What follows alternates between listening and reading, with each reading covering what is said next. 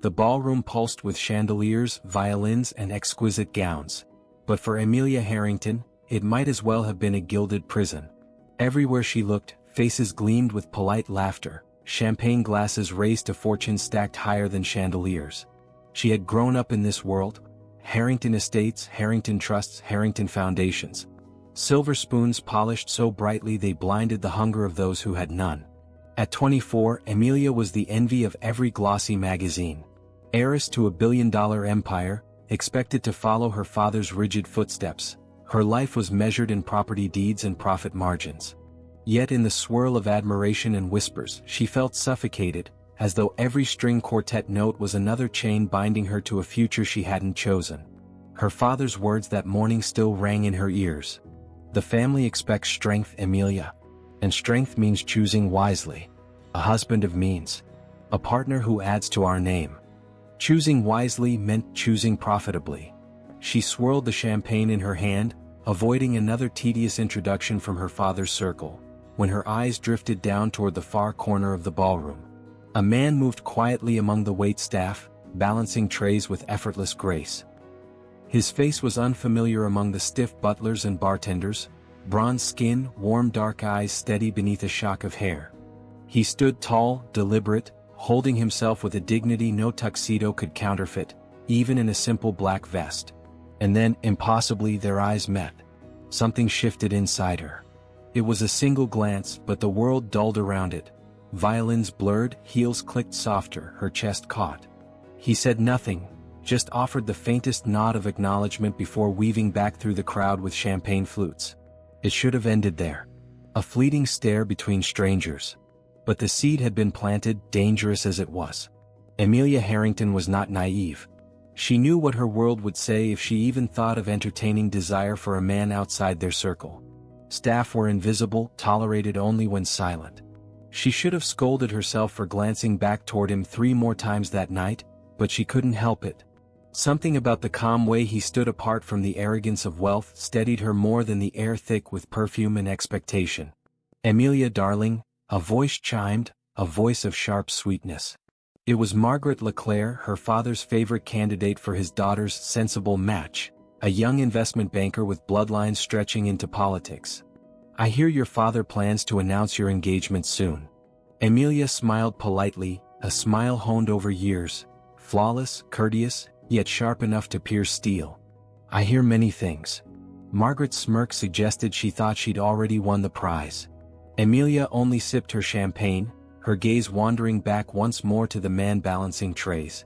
Hours later, long after guests had left and the chandeliers dimmed, Amelia wandered into the winter garden attached to the estate. String lights twinkled above frosted hedges, and the cold night air finally freed her of perfume and gossip. She thought she was alone until a quiet voice startled her. "Forgive me. I didn't mean to intrude." She turned sharply. There he was, the waiter, or so she thought. He carried no tray now, only himself, standing behind the garden's ivy arch, his suit vest slightly undone, his breath visible in the cold. "You work for the catering service?" Amelia asked carefully. His lips twitched faintly. "Something like that." She raised a brow. "Which means, not really?" He hesitated, then smiled softly without apology. "The Harringtons hire the same service for every major gala. I've taken extra shifts for months. It's steady work." Steady work, 2 words that rang foreign in Amelia's ears, a language foreign to fortune. She studied him closer in the moonlight, the way his hands wore faint calluses, how his expression carried weight untethered to her world's trivialities. "I didn't catch your name," she said at last. He inclined his head. "Daniel. Daniel. Simple, strong." Something about the sound steadied her heartbeat. "And do you always linger in winter gardens after shifts?" she asked, her tone teasing though her pulse ran fast. "Only when I need air," he replied, his warm eyes studying hers in return. "Ballrooms are strange places. Everyone looks polished, but very few look at peace." Her chest tightened, startled at how precisely he'd named her secret torment. She exhaled shakily, her smile faltering. "You see too much." "Do you want me to look away?" he asked softly. The question lingered like fog, heavy and consuming. Amelia fought to steady her breath, fought not to let the weight of her family name crush the tiny flame sparking between them. "I should go," she whispered at last, her voice trembling more than intended. Daniel nodded once, not chasing her, not begging, only watching with steady eyes as though he already knew one glance was never the end of the story. When Amelia lay in her canopy bed that night, surrounded by silk sheets heavier than her heart, her mind didn't replay the applause her father received for his speeches or Margaret Leclerc's triumphant smirk. It replayed Daniel's eyes and the unexplained steadiness they carried, like an anchor offered to someone drowning in gold. And though sleep took her at last, her fists clutched the blankets tighter, as though resisting the inevitability hammering louder in her chest. She was going to see him again. And everything after would be war. The next week Amelia promised herself she wouldn't think of him. After all, she was a Harrington. She was raised to polish her life with discipline, to keep every glance and every word safely within the limits her family name required. She attended brunches with socialites, smiled for cameras at foundations, and nodded at her father's endless lectures about mergers masquerading as charity. But Daniel's eyes haunted her. Every silken smile felt hollow compared to the quiet steadiness she had glimpsed in the garden. Her father's voice reverberated like a cage. "Practicality, Amelia. You must never confuse attraction for love." When the Harringtons hosted another luncheon 3 days later, Amelia found herself scanning the staff despite her best resolve. And there he was, carrying crystal flutes again, his expression steady, gaze trained on his work, yet she felt her breath shorten. Their eyes brushed once, along the curve of the terrace. A flicker, a heartbeat, but enough to unravel her composure. By the luncheon's end, Amelia slipped into the service hallway as guests filtered out. It was a bold risk. If anyone caught her, questions would spread like wildfire. Still, something inside demanded she see him again. She waited by a back exit framed in ivy, the faint aroma of champagne lingering in the air, until footsteps drew close. Daniel appeared, carrying a tray of glassware balanced with practiced ease. He paused the second he saw her, surprise flashing before composure returned. "You shouldn't be here," he said quietly. "Neither should you if the world had its way," she countered with a quick sharpness more defensive than she wanted. For the first time he smiled fully, and it was devastating, the kind of smile not weighed down by money or performance but genuine, unguarded. "You talk like a woman who knows what cages feel like." Amelia's throat tightened. "What makes you think I don't?" "Everything about you says you're free," he murmured, eyes tracing the perfection of her gown, her pearls, the posture drilled into her bones. "But your eyes, they tell on you." She swallowed, staggering under his blunt honesty. No one in her entire social orbit had ever spoken to her like that, like she wasn't porcelain but flesh. "Daniel," she whispered, the name daringly fragile on her lips. "If anyone saw us." "They won't," he interrupted, his voice steady but careful. "I'm good at corners. I know how to stay unseen." She considered leaving, retreating into the gilded world that suffocated her, but one question pressed out unbidden. "Why do you keep taking shifts here?" "Money's steady," he answered simply, but something in his tone hinted at more. After a pause, his eyes softened. "And maybe, because sometimes I catch glimpses of lives larger than mine. But most of the time those lives don't look half as alive as they should." Her chest burned. She should have ended it there. Instead, words spilled like a secret. "I'm suffocating in larger." Daniel studied her closely, no pity in his gaze. Only understanding. "Then maybe small isn't so suffocating if it lets you breathe." The weight of the moment crashed into her, dangerous and magnetic. She stepped back suddenly, grounding herself. "I have to go." He inclined his head slightly as if saying, "I won't follow if you're not ready." But his eyes, steady and unashamed, whispered louder than any promise, "I'll be here." That night, at the Harrington dinner table, her father discussed oil deals and strategic unions. Amelia stirred her food silently, while Margaret Leclerc's name floated yet again as the most appropriate match for their family. Her mother smiled sweetly as she said, "Margaret's family brings strength and discretion." The word tasted like venom. To Amelia, discretion meant chains. Discretion meant silencing sparks and swallowing the truth of her own longing. She excused herself halfway through dinner, lungs burning as she fled to her balcony just to breathe. And in the distance, down the long drive past the Harrington gates, She swore she could still feel Daniel's quiet calm, echoing even when he wasn't near.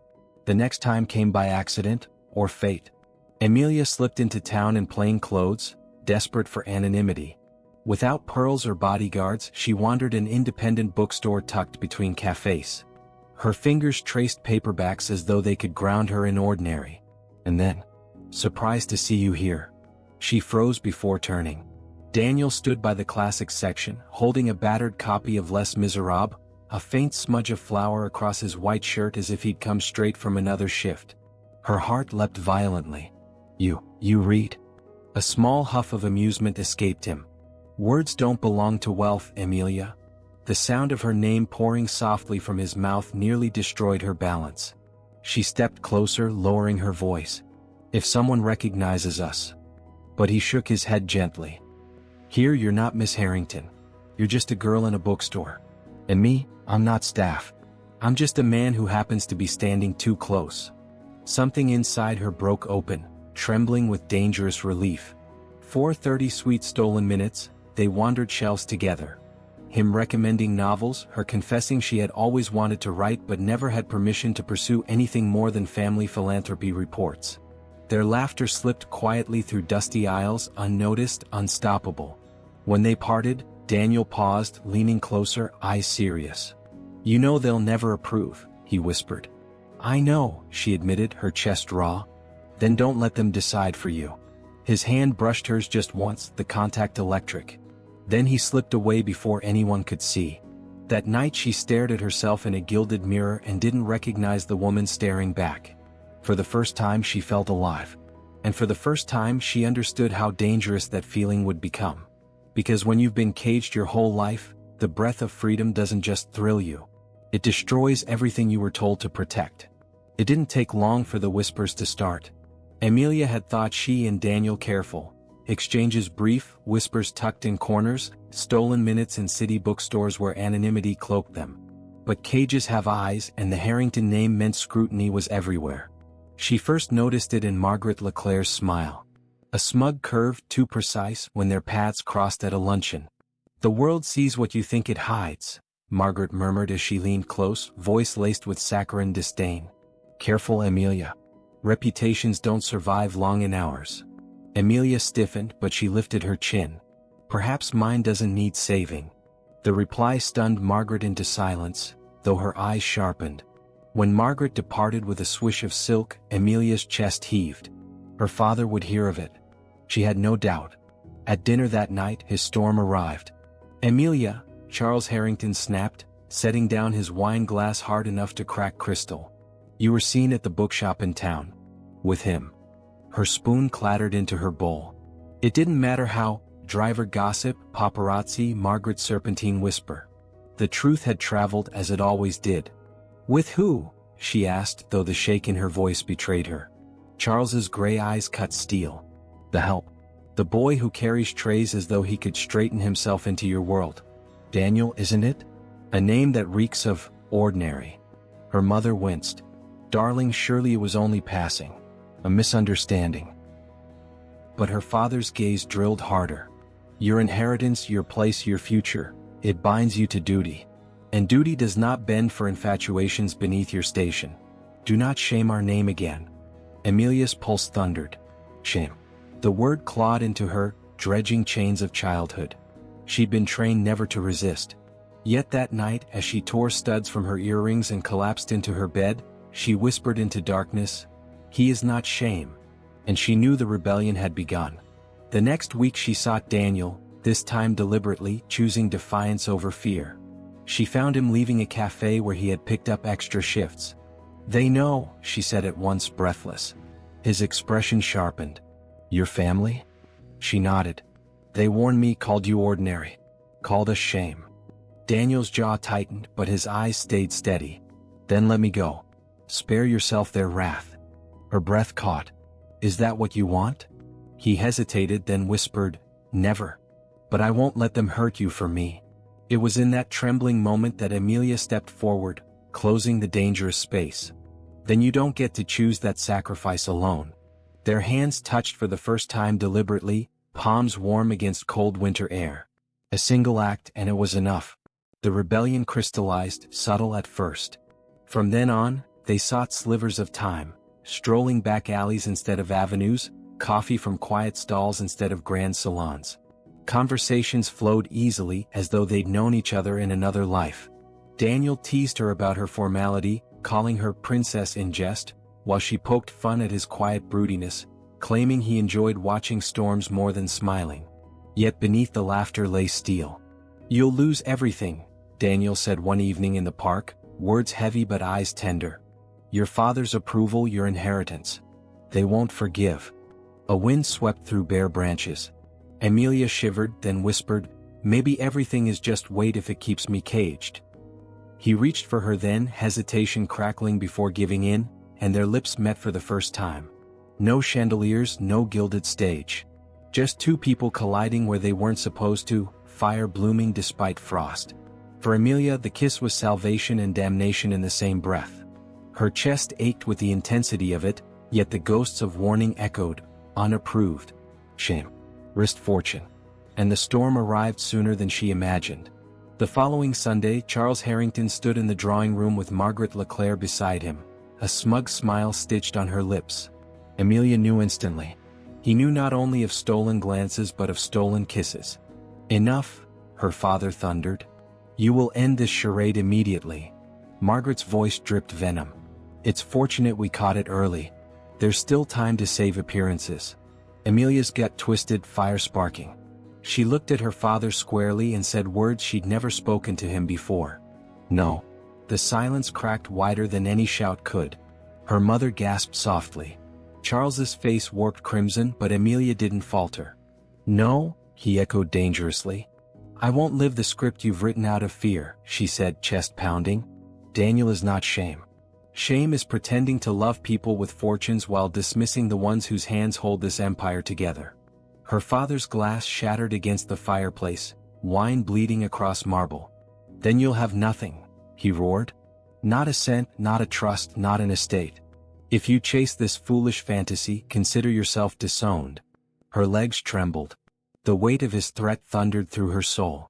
Risking a fortune wasn't metaphor anymore, it was reality placed like guillotine above her neck. But when she thought of Daniel and his quiet steadiness, of how he looked at her like she was not a Harrington but just Amelia, the trembling steadied. She whispered, voice raw, "Then so be it." She fled before either could see her tears. That night she went to Daniel, breathing ragged from lungs heaving with both terror and liberation. She told him everything, collapsing against him in the dim quiet of his cramped apartment. "They'll cut me off," she sobbed. "Everything. The Harrington name, the money, the life, gone." Daniel held her fiercely. "Then let it go. Names don't make you. You'll still be Amelia, the woman standing here right now." She looked up, tear-streaked but alive for the first time. "Daniel, I don't know how to live without what they've wrapped me in." "Then we'll learn together," he whispered, pressing his forehead to hers. And in that fragile embrace, amidst the ruin of fortune and approval, a new truth rooted itself. What they would build might never gleam with chandeliers, but it would be theirs. The storm spread faster than Amelia could imagine. She had thought her father's wrath would stay contained within gilded walls, shouts muffled by curtains and crystal. But the Harrington name was a monster that never whispered, it roared. By Monday, tabloids ran with leaked rumors. Heiress rebelling against fortune? Amelia Harrington spotted in town with an unknown man, grainy photos of her standing near Daniel's apartment door filled glossy covers. Zoomed in until his steady face was plastered beside hers like scandal incarnate. Her friends from finishing school stopped returning calls. Invitations to luncheons vanished overnight. And strangers began to shout when she walked down streets no longer escorted by chauffeurs, "Harris gone rogue," and sometimes harsher words Amelia had never known directed at her. But the pain bit deepest when she saw what Daniel endured. Reporters followed him to his cafe shifts, shoving microphones at his face. Customers whispered cruel comments as he balanced plates. Some left without tipping, muttering that social climbers never last. His boss, a thin, nervous man desperate to keep quiet clientele comfortable, pulled Daniel into the back one night. "Look, I like you, but this circus," the man scrubbed his face. "The cafe can't handle this attention. I'll cover 2 weeks' wages, but you'll have to go." Daniel had merely nodded, jaw clenched, eyes unreadable.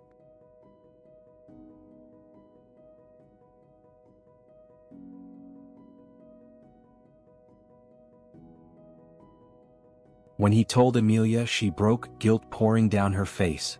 "You lost your job. Because of me." "No," he said firmly, though his voice wavered. "Because of them. Because of a world that punishes love out of place. Don't carry guilt that belongs to their cruelty." She shook her head, sobbing. "But you'll have nothing." "Then nothing with you," he whispered, cupping her face, "is worth more than everything without you." Yet as tender as it was, the hardship sharpened. Bills pressed harder for him, groceries trimmed further. Amelia, unused to counting pennies, began to learn how cold an empty wallet felt. For the first time, she understood sacrifice wasn't poetic, but bone deep. She volunteered to pawn her jewelry, delicate diamond earrings her mother had given her on her 18th birthday. Daniel refused at first, pained. "You shouldn't lose parts of yourself for me." "They're not me," she countered, fire in her eyes. "They were cages disguised as gifts. Selling them isn't losing, it's breathing." The defiance rattled him, her willingness to tear pieces of her past apart for their present. And yet deep inside, fear clawed him too. What if she grew sick of restriction? What if she resented him one day, cursed the love that cost her chandeliers for cracked ceilings? On the surface, their love glowed brighter under pressure, but shadows stretched long. The Harrington household wasn't silent either.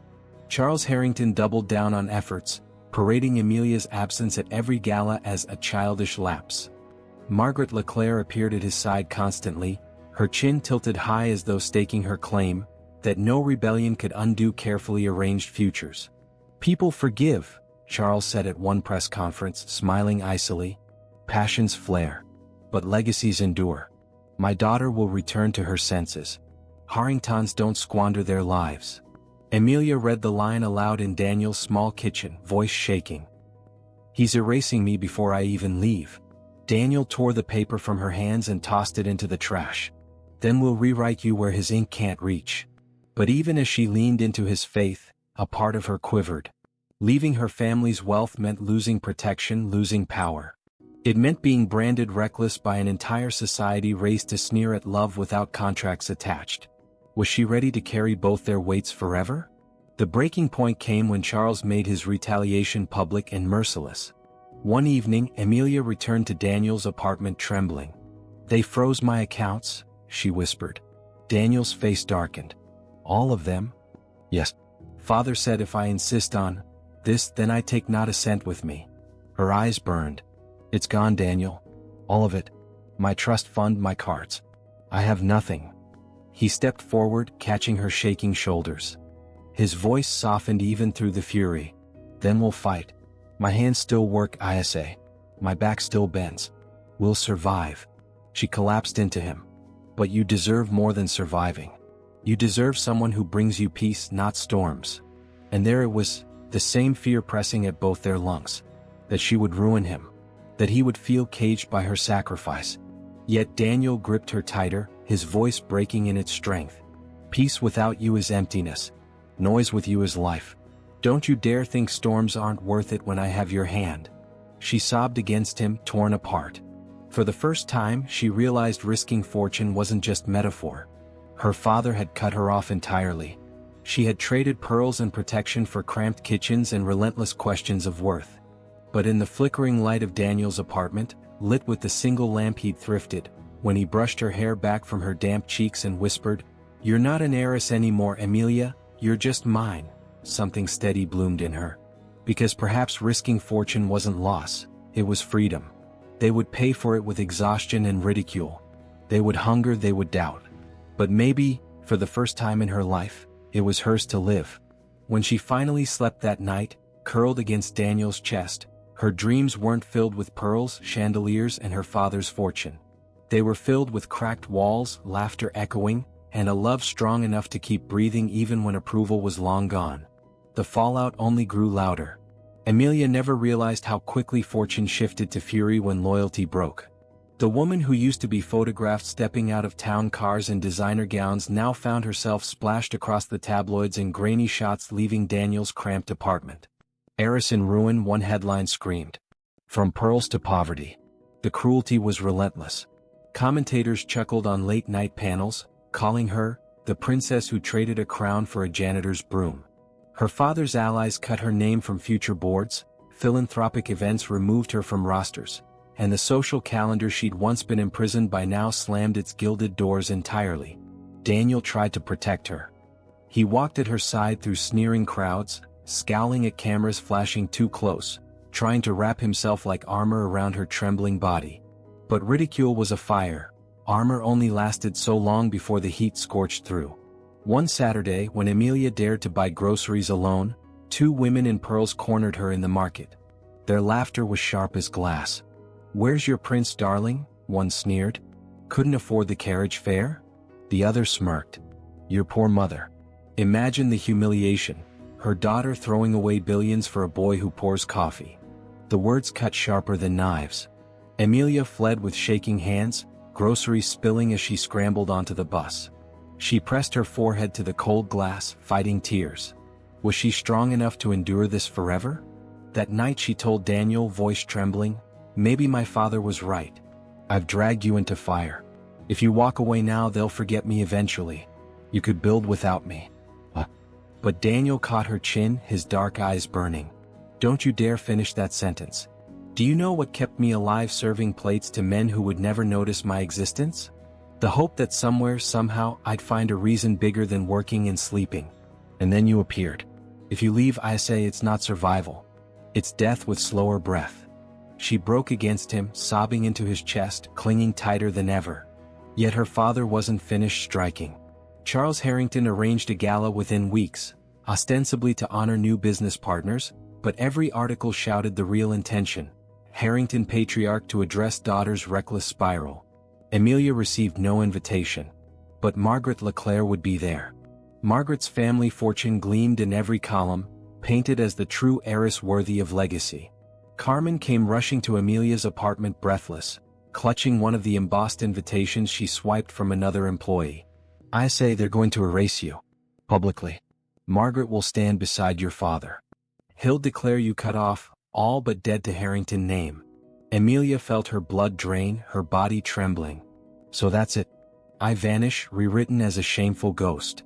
Unless," Carmen said carefully, "you show up." Daniel frowned. "They'll eat her alive if she walks in. Cameras waiting, every sneer sharpened to bleed her."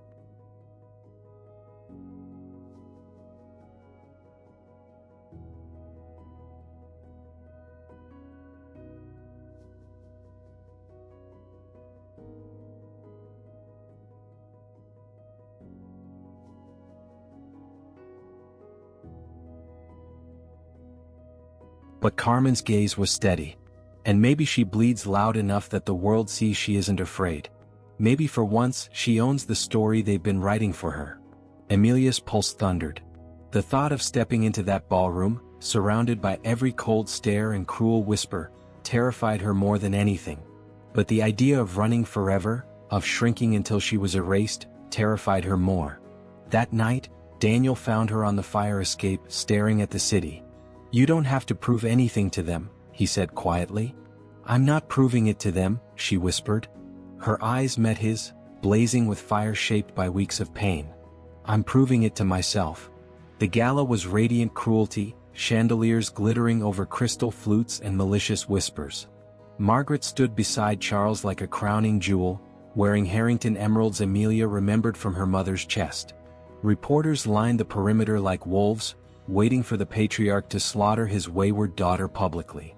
And then the doors opened and Amelia Harrington walked in. Gasps swept the room.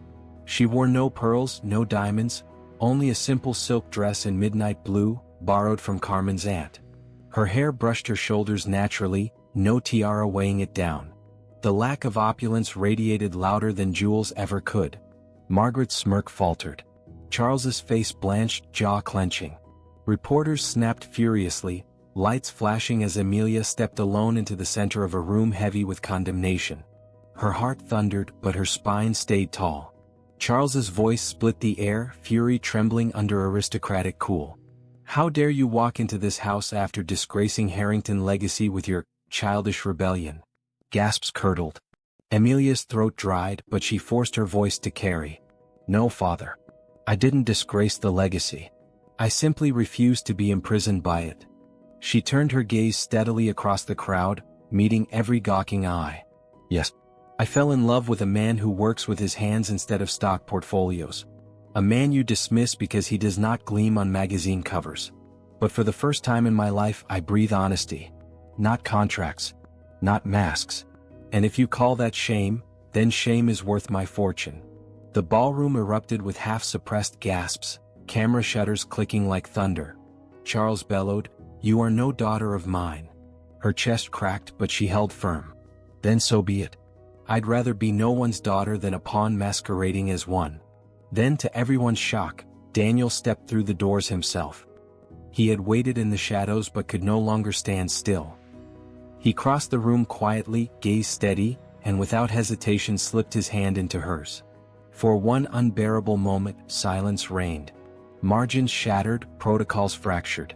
The image, a disowned heiress standing tall, hand held firmly by the man the world rejected, burned hotter than any chandelier light.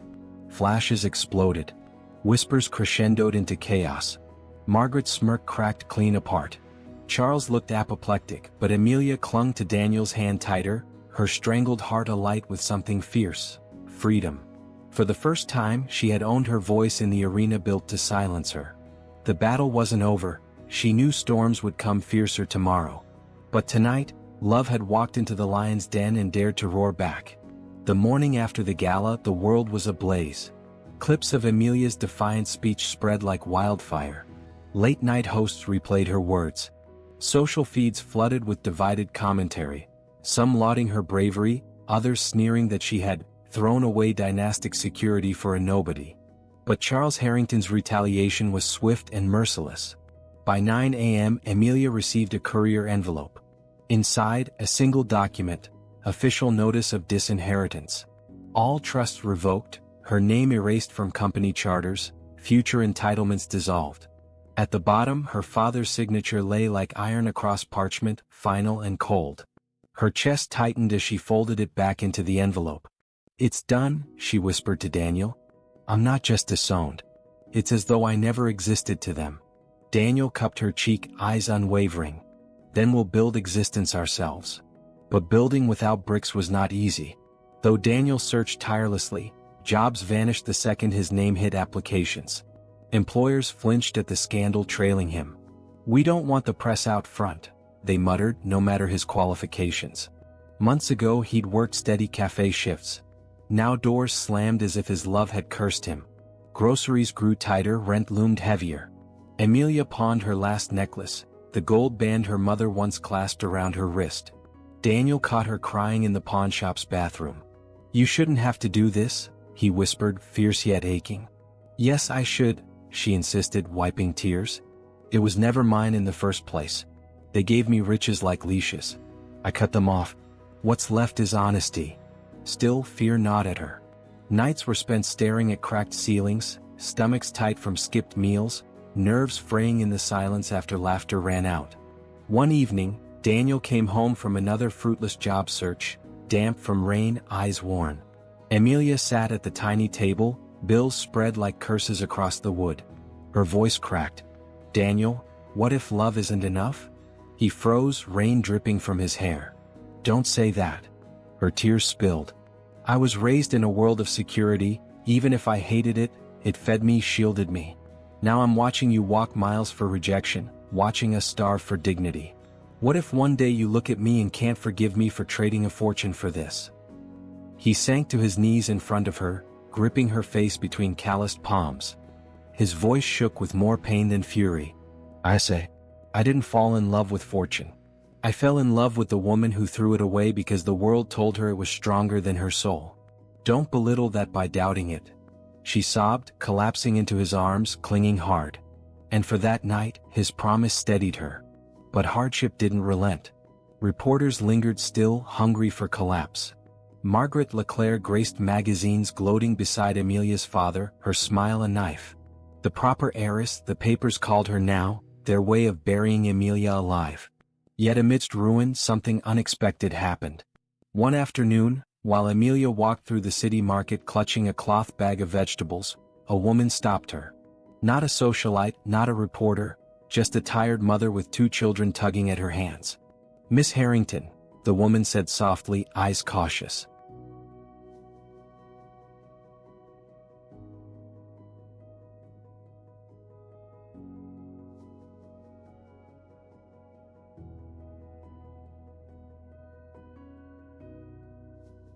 Amelia braced. But then the woman smiled, gentle and warm. "I watched what you did. Speaking at that gala. My husband works 2 jobs for men like your father. They never see him. Never thank him. But you said love was worth more than empires." Her eyes watered. "It gave me hope. It made me believe we aren't invisible." Amelia's throat closed. She wanted to sob then and there. But she nodded, smiling tremulously. "Thank you," she whispered. When she told Daniel that night, his eyes softened. "Do you see, Isa? They called us impossible. And yet, here you are, touching lives more honestly than wealth ever did. Maybe this is why we're meant to stand in ruin, so that others can feel seen in it." Her chest ached, but a seed of pride bloomed. Perhaps love wasn't about luxury. Perhaps it was about meaning. Still, the blow struck hard. One evening, Daniel arrived home furious, fists trembling. "Your father sent men to threaten my landlord. He wants me out of here. Wants to crush us entirely." Amelia's blood froze. "What did you do?" "I told them no. That if they push, I'll expose every cruelty their empire covers." He gripped her shoulders, eyes blazing. "But Isa, it's war. He won't stop until he believes I'm dust beneath his shoes. They'll use poverty, shame, anything to separate us." She trembled but stood taller, tears brimming. "Then let him try. He's already taken my fortune. He won't take my choice." They clung together fiercely in that cramped room, rain hammering windows like a rhythm of defiance. For every fear that clawed their bodies, they whispered new promises, vows not gilded in pearls but carved in their own breath. "I choose you even here. I choose you even starving. I choose you even when approval never comes." Yet deep inside Amelia the war was burning. To risk fortune had been a decision. Now that risk was their reality. The question that echoed daily was no longer will they survive disapproval? But can they survive each other's fear when the world throws knives endlessly? Still, as Daniel held her hand each night, whispering quiet steadiness, Amelia knew the answer mattered less than the courage it gave her to breathe into the next day. They had already chosen. And choices once made carried power legacies could never touch. Winter wrapped the city in iron winds. Amelia pulled her scarf tighter as she trudged up worn steps to Daniel's building, grocery bag cutting into her fingers.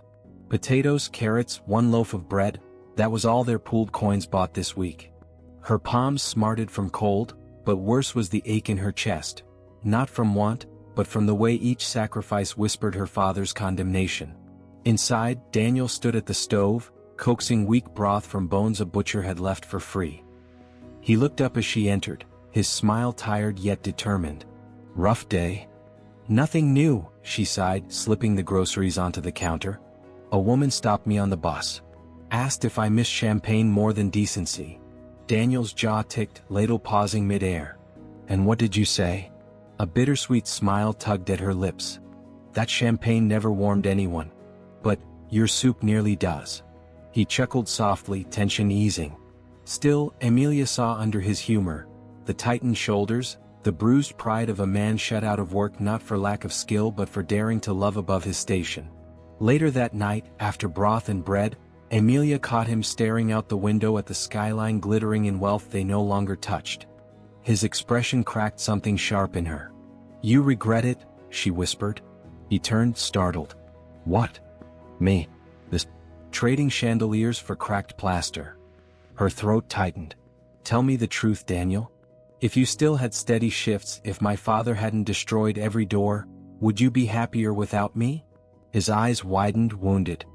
He crossed the floor swiftly, taking her cold hands into his warm, calloused ones. "Don't you dare. Don't twist their cruelty into some failure of yours. I regret 100 wasted days before I met you. Not one after." She broke then, sobs raw and unrefined shaking her shoulders. "It's just, sometimes I wonder if I have anything left to give you but ruins. Daniel pressed his forehead to hers, voice fierce with tenderness. I didn't fall in love with your fortune, Amelia. I fell in love with the girl who had the courage to burn it. You aren't ruin, you're the only real thing in this city of glass. His words stitched her together, but the hurt still throbbed. Because courage didn't pay bills. As if sensing that truth, Carmen arrived the next day, coat dusted with snow, eyes sharp with worry. She sank into the chair across from Amelia. I have to tell you something, she said quickly. Your father's making moves. He's spreading word in every paper that you're unstable. That Daniel manipulated you. He's rewriting your rebellion as weakness. The words twisted Amelia's gut. Unstable, she murmured bitterly. Her father always did know how to poison narratives. Carmen leaned closer. He's trying to erase you from sympathy. If society believes you lost your mind, every act of defiance reads as foolishness. I say you need to stand. Publicly. Not whispers. Not bookstores. Again, louder than before. Stand how? Amelia asked, shaken. I've spoken once. Carmen cut her off. This isn't about speeches. You need to live visibly. Stop hiding behind Daniel's apartment walls. Walk beside him. Let the city see you owning your love so loudly your father can't recast it. Daniel returned from his errand midway through the conversation, hearing the tail end. She shouldn't have to parade herself just to justify our love, he said sharply. But Carmen shook her head.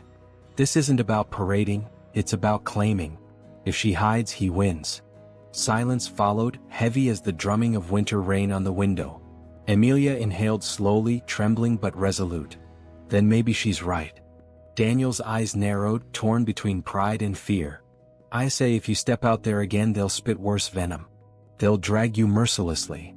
Her chin lifted. And maybe that's worth it if it means they can no longer silence me. If they call me unstable, let them look stability in my eyes when I say I chose love head on. For the rest of the evening, Daniel remained quiet, pacing. She could read him as clearly as a book. He wanted to shield her from cruelty, to put himself between her and every blade. But she also saw how her voice lit something proud in him.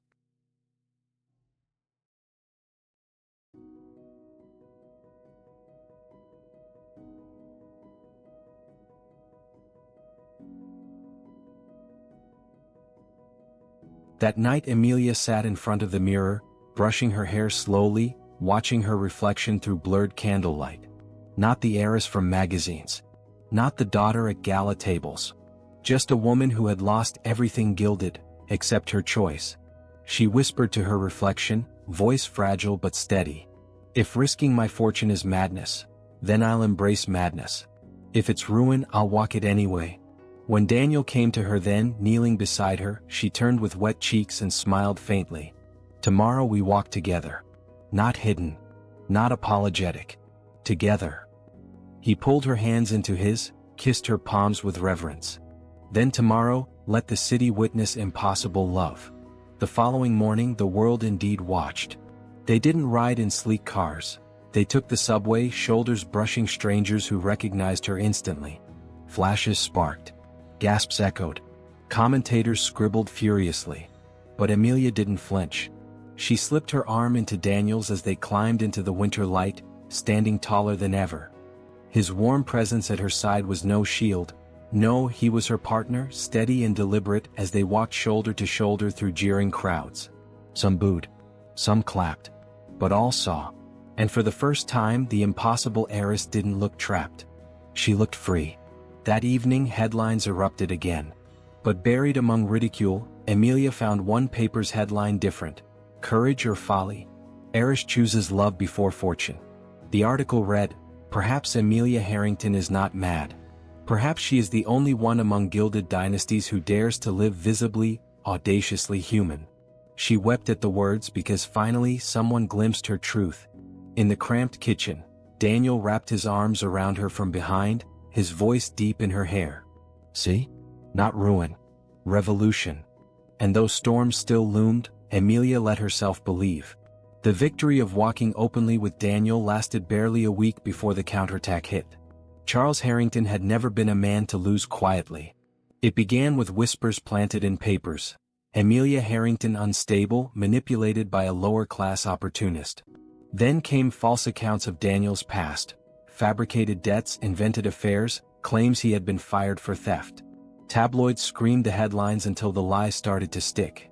Daniel slammed a paper onto their kitchen table, its front page blaring, "The love that bankrupted an heiress." His hands trembled, fury and humiliation storming his face. "They call me a leech, a thief. They treat you like a victim of derangement and me like a predator. I can't let them spit on you just because of me." She touched his face fiercely, shaking her head. "No. Don't you see? This is exactly what my father wants, to make you doubt, to make me doubt, until we collapse from the weight of their lies." His eyes glistened. "But the lies hurt more than hunger. I can shoulder ridicule, but watching them twist you, make the world think you're broken for loving me," his voice cracked. "That's agony." She leaned forehead to forehead, whispering, "Then we fight agony with truth. Together. Always." But Charles didn't stop at headlines. One gray morning, Amelia received official notice. Eviction proceedings filed against Daniel's building. Her father had moved strings through shadow companies, forcing the landlord's hand. They had 30 days to vacate. Amelia clutched the notice while rising. "He'll strip us of every shelter until we choke." Daniel crumpled the paper in his fist. "New walls, I say. He can take bricks, not us." But the cruelty still carved at their resolve. Nights were colder, sleep thinner, meals sparser. Amelia found part-time work at a charity office, filing papers late into the night. Daniel picked up construction work by day, returning with bruises and aching muscles. They carved survival from exhaustion, their love stretched thin by silence heavy as lead. The worst came one evening when Amelia returned, arms sore from hauling boxes, only to find Daniel sitting hunched in darkness, head in his hands. "Daniel?" She dropped her bag instantly. "What's wrong?" He looked up, his expression raw. "I was offered money. Enough to rebuild everything." Amelia froze. "From who?" His jaw tightened. "Your father's men. They said if I walk away, if I vanish, they'll pay me to leave you. Generously." His fist shook. "They think they can buy me out of loving you." For a moment, silence suffocated the room. Amelia's chest twisted, eyes burning with betrayal she told herself wasn't real. Her father was ruthless enough. Daniel was desperate enough. But when she met his eyes, she saw only anguish, not treachery. He spat the words like poison. "I told them no. That no number, no fortune could tear me from you. But I say," he broke, clutching her hands with frantic strength, "they'll keep offering. They'll keep trying. It terrifies me. What if one day you think I should take it to save you?" Her tears spilled, crashing down her cheeks. "Daniel, don't you see? You're the only wealth I ever wanted. If you left, I wouldn't be saved, I'd be dead in every way that counts." They collapsed into one another, clinging desperately, the weight of the world cracking their ribs. Still, Charles's empire tightened the screws. Margaret Leclerc gave interviews dripping venom. "Some of us understand duty. Others confuse lust with destiny. The Harrington name deserves stability, not scandal." Each word snarled across headlines, and Amelia's name became synonymous with folly. At the charity office, co-workers whispered when she walked by. Some pitied her, others ridiculed her, but none saw her fully anymore, just a story their papers had twisted. The pressure swelled until one night, Daniel snapped. "I can't keep watching them get you, Amelia. You're shrinking. Your shoulders bow every time you walk past them. And I'm supposed to be the man who protects you. But all I've brought you is ruin." His voice was ragged, eyes burning with tortured love. Amelia stepped forward, trembling but firm. "Listen to me. You didn't ruin me. You saved me. Before you, I was a doll in a glass case, smiling while I suffocated. You smashed the glass. Do you understand? The scars aren't ruin. They're proof I breathe." His chest heaved as though her words clawed him back from collapse. He gripped her as if she were his anchor. "Say it again," he whispered. "You saved me," she repeated fiercely, tears shaking her voice. "And if they burn us for it, then let them burn. I will not go back to silence." In that moment, something in them hardened, resolve, defiance, a shared heartbeat unwilling to yield. And though storms raged around them, though eviction loomed, though society spat venom, Amelia realized the truth carved deep into her bones. Her father could control her fortune, her titles, even her safety. But he could not touch her voice. And if risking fortune meant losing every coin, every chandelier, then losing was worth it. Because love, declared openly beside Daniel's steady fire, that was a fortune she would never trade. Snow blanketed the city the day the eviction came. Daniel and Amelia packed their lives into 2 battered suitcases, trudging down the stairwell as the landlord avoided their eyes. Outside, photographers hunched in coats, lenses snapping gleefully at the fallen heiress carrying her belongings in winter wind. "Smile, sweetheart," one jeered. "Where's your crown now?" Amelia's cheeks stung, but she walked forward, Daniel's hand gripping hers tight as steel. They ended up renting a single room above a friend's mechanic shop, cramped, smelling faintly of grease, but with enough warmth to keep breath from clouding the air. The first night there, Amelia sat cross-legged on the floor, watching Daniel nail blankets over drafty windows. Her heart cracked at the sight. This man, once steady and proud, stripped of work and dignity because of her father's wrath, still finding ways to shield their fragile haven. She whispered quietly, "I don't deserve you." He froze, hammer mid-air. Slowly he turned toward her, expression taut with pain. "Then who does? Some politician? Some banker chosen by Charles Harrington?" Her throat closed. I don't deserve how much you suffer because of me." He came to her, pulled her gently into his arms. His voice shook. "We suffer because of him, Isa. Not you. Never you." But deep down, Amelia knew this couldn't continue forever. She couldn't let Daniel keep paying for her rebellion. And so, for the first time in months, she did what terrified her most. She walked into the Harrington Tower. The marble lobby hadn't changed, gilded ceilings, chandeliers heavy with gold. But as Amelia strode across the floor, coat frayed, boots wet with slush, every pair of eyes widened. Guards shifted uneasily as she took the elevator to the top. Her father waited in his vast office, a figure carved of granite behind his heavy desk. Margaret stood at his shoulder like victory incarnate, emeralds glittering at her throat. Charles didn't rise as his daughter entered. He only leveled those cold gray eyes at her. "Have you finally tired of playing destitute?" Amelia's heart pounded, but she lifted her chin. "No. I came because you're going to listen." Margaret scoffed. "The world's already listened, read your little speeches in the papers, seen your walk of shame through the streets." Amelia ignored her. Her gaze never wavered from her father. "You made me believe family meant obedience. You wrapped wealth like chains and called them gifts. But I've seen a world outside these walls, the world that washes your glasses while you toast partnerships. That world is more real than any chandelier you ever bought." Charles's jaw clenched. "You throw away a dynasty for a penniless boy?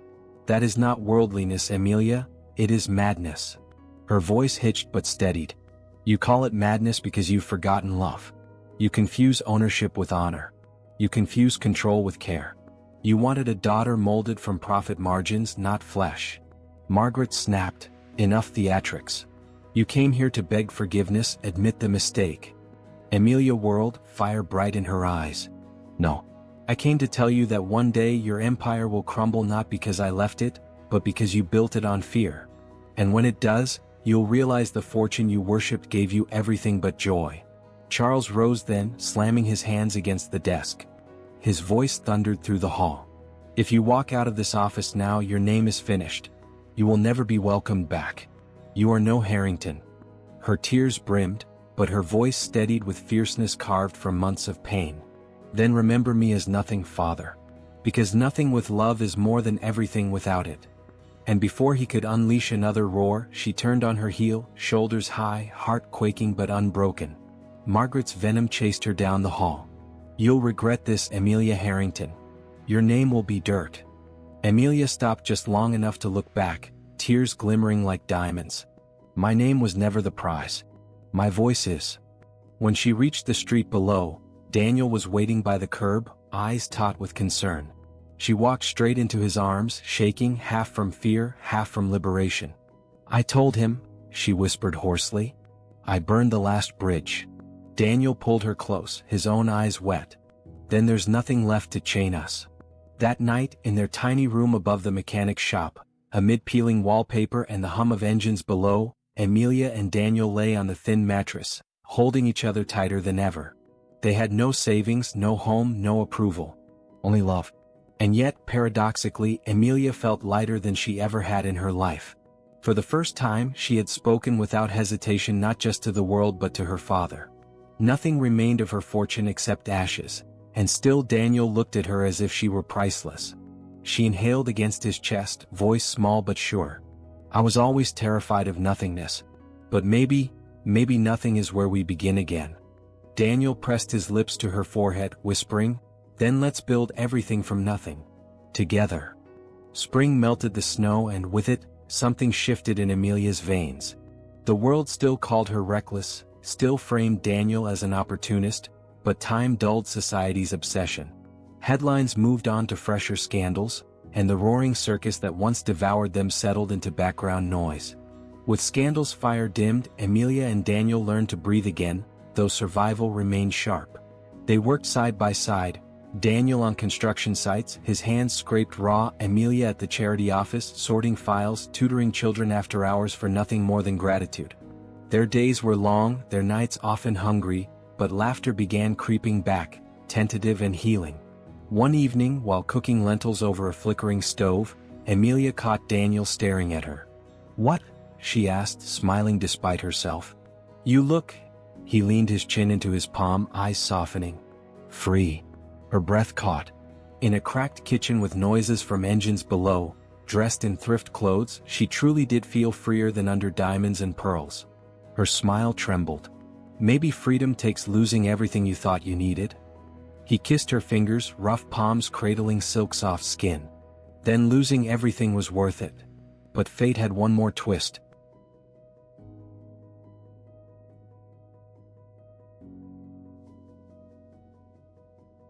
A journalist from a modest independent paper arrived at the charity office weeks later. She wasn't slick or cruel like the tabloids. She was polite, notebook trembling in her hands. "Miss Harrington," she said gently, "we want to hear your story. Not your father's words. Not his allies. Yours." For the first time, Amelia didn't shrink at the recorder in front of her. She told the truth. About her gilded cage, about Daniel's kindness, about choosing love over approval. About the cruelty of being branded insane for daring to live visibly. She didn't embellish, didn't dramatize. She simply spoke as a woman stripped of fortune but cloaked in choice. The article went modestly viral. Not in tabloids, but in kitchens, in buses, in working-class neighborhoods where people who'd scrubbed glasses for men like Charles Harrington read her words and whispered, "She sees us." Letters began to arrive at the charity office. Handwritten notes from waitresses, cleaners, widowed mothers. "Thank you for daring. Thank you for saying love matters more than money." One weekend, Amelia laid the stack of letters across the bed for Daniel to read. His hands shook as he skimmed line after line, jaw quivering. "Do you see, Isa? You didn't lose fortune. You changed it. This," he gestured to the letters. "This is wealth. More than their bank accounts." Tears blurred her vision, but for once they were warm, not painful.